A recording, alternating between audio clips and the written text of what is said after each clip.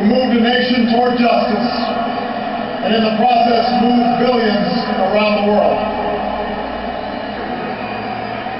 I am not a saint, he said, unless you think of a saint as a sinner who keeps on trying.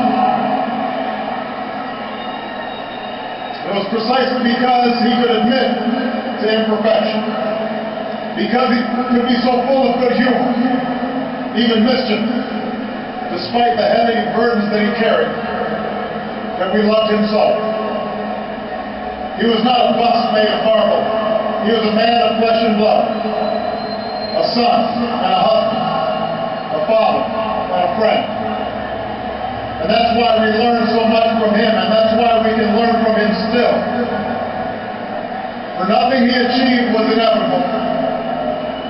In the arc of his life, we see a man who earned his place in history through struggle and shrewdness and persistence and faith.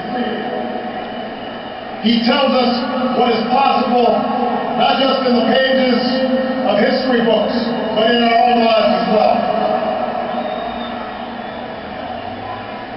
Mandela showed us the power of action, of taking risks on behalf of our ideals.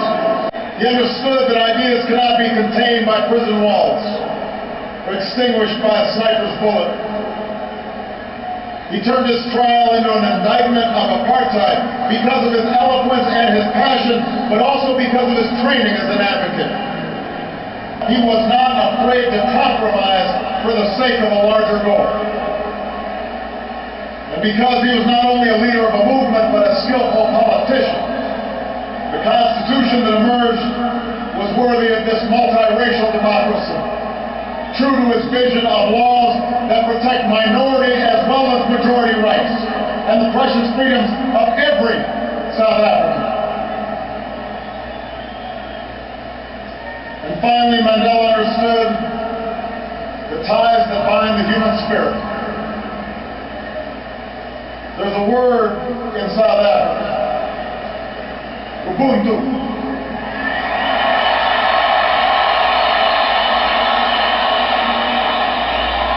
A word that captures Mandela's greatest gift. His recognition that we are all bound together in ways that are invisible to the eye. That there's a oneness to humanity. That we achieve ourselves by sharing ourselves with others and caring for those around us. There are too many people who happily embrace Madiba's legacy of racial reconciliation, but passionately resist even modest reforms that would challenge chronic poverty and growing inequality. There are too many leaders who claim solidarity with Madiba's struggle for freedom, but do not tolerate dissent from their own people.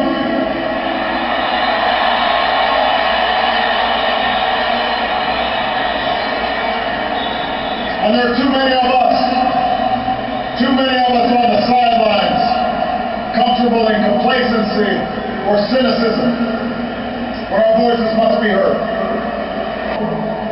Nelson Mandela reminds us that it always seems impossible until it is done. South Africa shows that is true. South Africa shows we can change, that we can choose a world defined not by our differences, but by our common hopes. We can choose a world defined not by conflict, but by peace and justice and opportunity.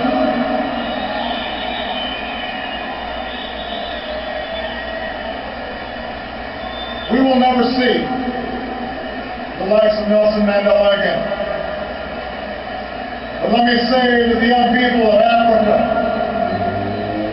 the young people around the world, you too can make his life work your own. Over 30 years ago, while still a student, I learned of Nelson Mandela and the struggles taking place in this beautiful land. And it stirred something in me. It woke me up to my responsibilities, to others and to myself, and it set me on an improbable journey that finds me here today.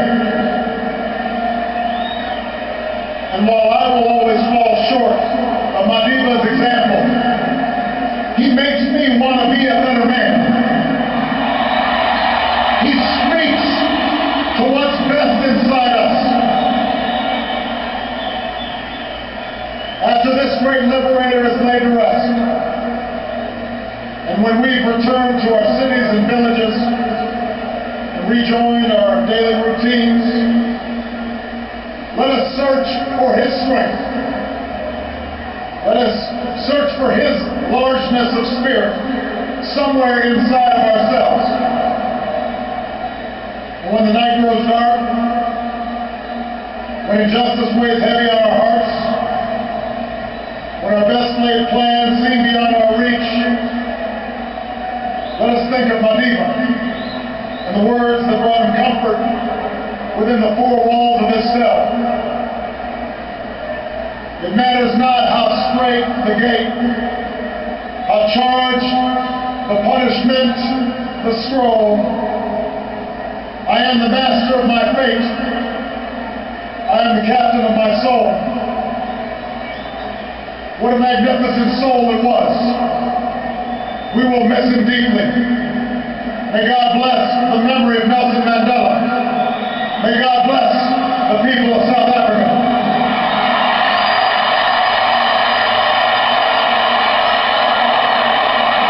Harper is here. Of course, His Excellency the President of the United States, Mr. Barack Obama, is here. The President, His Excellency Prime Minister of Denmark and the Crown Prince Frederick is here. His Excellency the President of Mauritania, Mr. Mohammed. Nelson Mandela led with passion and intelligence one of the most important processes. Desafíos que amenazan su propia existencia. Cuba, que lleva en sus venas sangre africana. As Mandela's life teaches us, only the concerted efforts of all nations will empower humanity to respond to the enormous challenges that today threaten its very existence. Thank you for all the support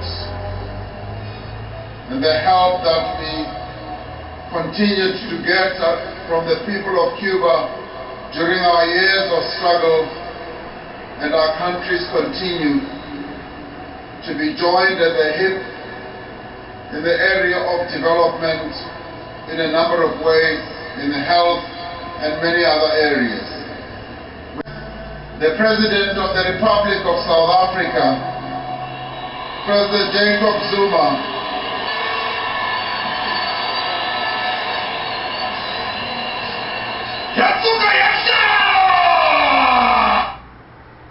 President Giorgio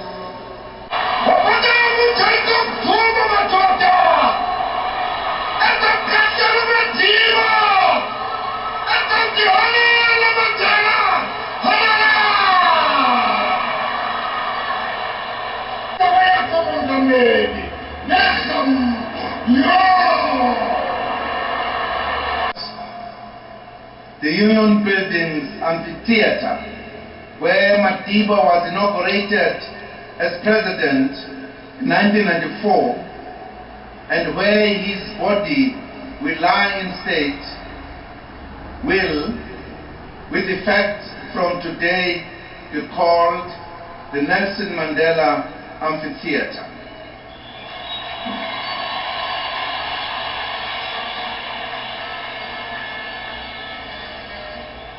This is a fitting tribute to a man who transformed the Union Buildings from a symbol of racism and repression to one of peace, unity, democracy, and progress.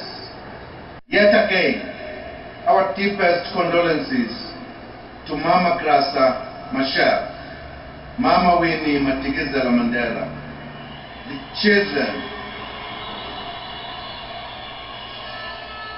the children, the grandchildren, the great-grandchildren, and the entire extended family. Nakubathembu bonke oDlomo oMadiba. Our father Madiba has run a good race. He declared in his own words in 1994, he said, and I quote, "Death is something inevitable. When a man has done what he considers to be his duty to his people and his country, he can rest in peace. I believe I've made that effort, and that is therefore why I will sleep for eternity." Unquote. Lala ngoxolo Madiba, qhawe lamaqhawe.